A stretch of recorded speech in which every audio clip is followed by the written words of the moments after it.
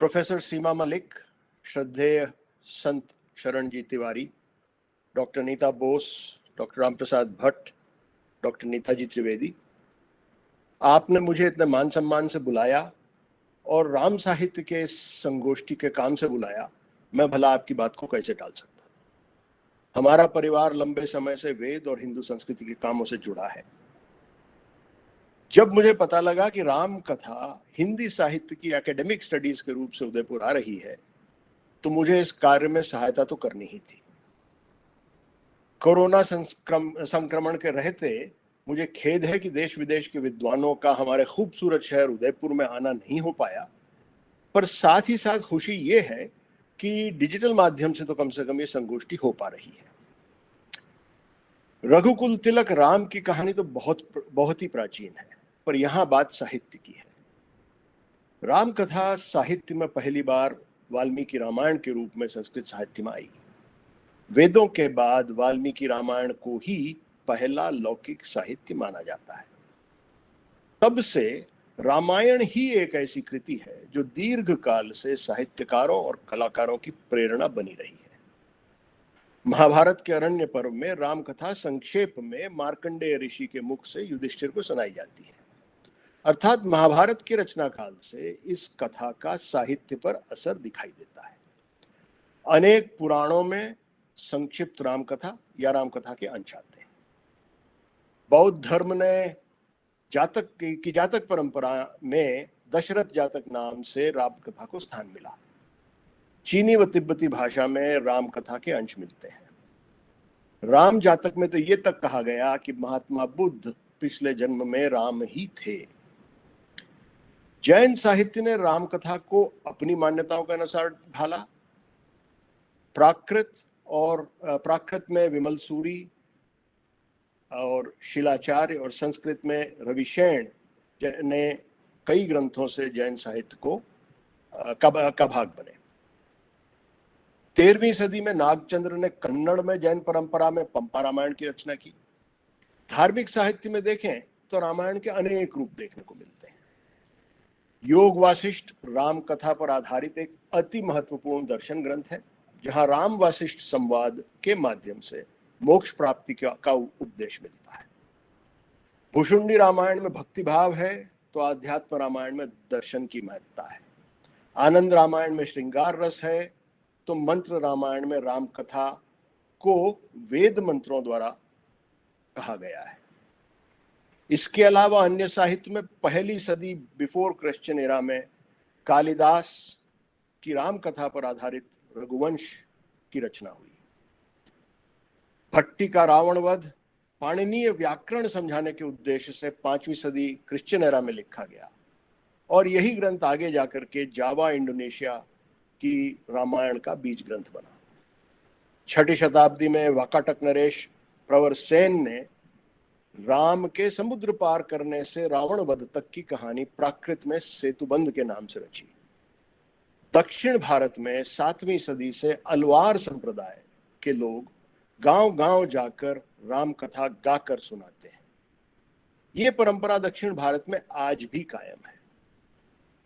आज अलवार चाहे सर्जन हो चाहे चार्टर्ड अकाउंटेंट हो, समय आने पर 1 महीने राम कथा सुनाकर इस परंपरा को आज भी चला रहे हैं।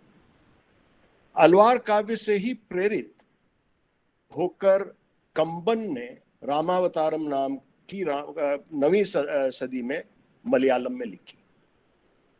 कुछ वर्षों पहले मैंने 9वीं शताब्दी में जावा में बने प्रम्बनन मंदिर और कंबोडिया में 12वीं सदी में बने अंकोर वाट, बांतेसराय, प्रिय विहार आदि मंदिरों में राम कथा की मूर्तियां, वो पत्थर पे बने बैस रिलीफ्स को भी देखा था।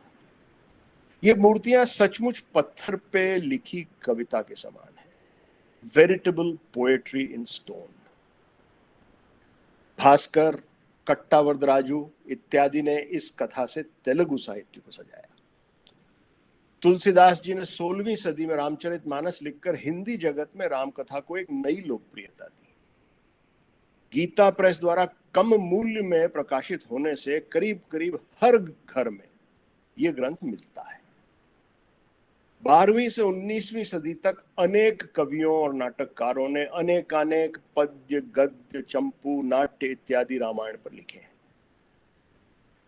19वीं सदी में राजा रवि वर्मा ने रामायण से प्रोत्साहन लेकर जटायु, वरुण विजय इत्यादि कहानियों को अपनी अति सुंदर पेंटिंग्स का आधार बनाया। अब अगर मेरे जीवन काल में आए तो यही प्राचीन सिलसिला चलता आ रहा है।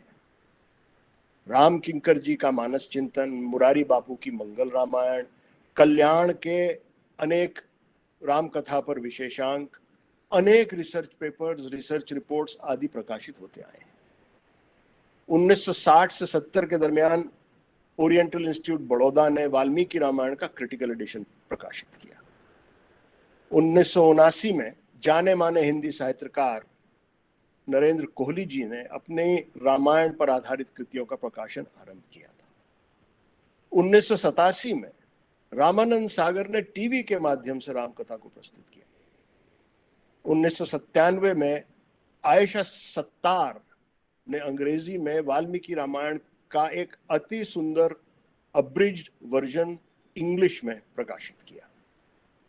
2016 में रॉबर्ट गोल्डमैन और अन्य अमेरिकी संस्कृतज्ञों ने और 2017 में भारत के प्रमुख अर्थशास्त्री विवेक डिब्रॉय ने वाल्मीकि रामायण के बड़ौदा क्रिटिकल एडिशन का अंग्रेजी अनुवाद प्रकाशित किया।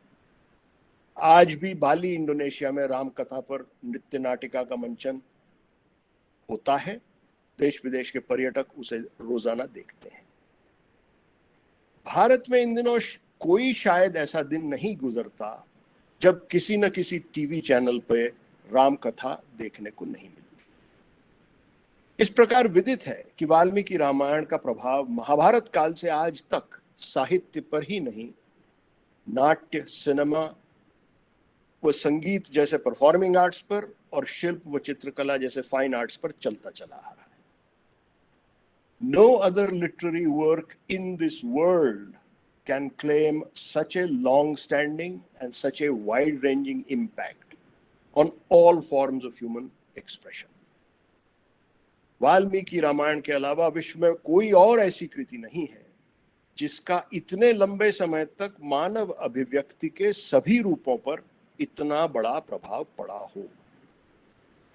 प्रश्न ये आता है कि ऐसा क्यों, ऐसा क्या है राम कथा में जो कि इतना इम्पैक्टफुल रहा। इस प्रश्न का उत्तर ढूंढना तो मुझसे अधिक सक्षम शोधकर्ताओं का काम है। मेरे लिए तो वाल्मीकि रामायण के बालकांड के दूसरे सर्ग में कुछ श्लोकों से यह कारण स्पष्ट हो जाता है। जब वाल्मीकि जी का निषाद को दिया श्राप श्लोक के रूप में प्रकट हुआ, तब उनका मन विचलित था कि ये छंद मेरे दिमाग में कहां से आ गया। ध्यान रहे, उस समय न कविता थी, न श्लोक था, न साहित्य था, न छंद शास्त्र था। उनके दिमाग में ये बात कहां से आई, तो उनका मन तो विचलित होना ही था। तब स्वयं ब्रह्मा जी उनके सामने प्रकट हुए और ब्रह्मा जी ने उनकी मनस्थिति पहचान मुस्कुराते हुए उनसे कहा कि तुम्हारी वाणी मेरे संकल्प और मेरी प्रेरणा से ही श्लोकबद्ध निकली है। अब तुम इसी शैली में वेदार्थ पूर्ण और परम पवित्र राम कथा का निर्माण करो। जब तक पृथ्वी, पर्वत और समुद्र रहेंगे, तुम्हारी रामायण भी रहेगी और इसके आधार पर अनेक रामायणों की रचना होगी। यही नहीं, तुम्हारी वाणी काव्य, इतिहास और पुराणों का बीज मंत्र बनी रहेगी। तो आज का सेमिनार और इसमें शरीक सभी विद्वज्जन ब्रह्मा जी के इसी कथन की वजह से यहाँ सम्मिलित है। आपका काम, आपका अध्ययन, आपकी रचनाएं, आपके प्रकाशन सभी ब्रह्मा जी द्वारा वाल्मीकि जी को हजारों वर्ष पूर्व दिए गए आदेश का ही नतीजा है। मैं सुखाड़िया विश्वविद्यालय को बधाई देता हूं कि आपने सेमिनार का आयोजन किया। मुझे विश्वास है कि इन 2 दिनों में रामकथा की बारीकियों पर गहन चिंतन होगा और चर्चा होगी। मुझे यह भी विश्वास है कि अगले 100 साल तक राम कथा पर ऐसे ही सेमिनार होते रहेंगे और ब्रह्मा जी की वाणी सच साबित होती रहेगी। मुझे आपने सभा में बुलाया, इसके लिए मैं आयोजकों का पुनः धन्यवाद देता हूं। जय श्री राम।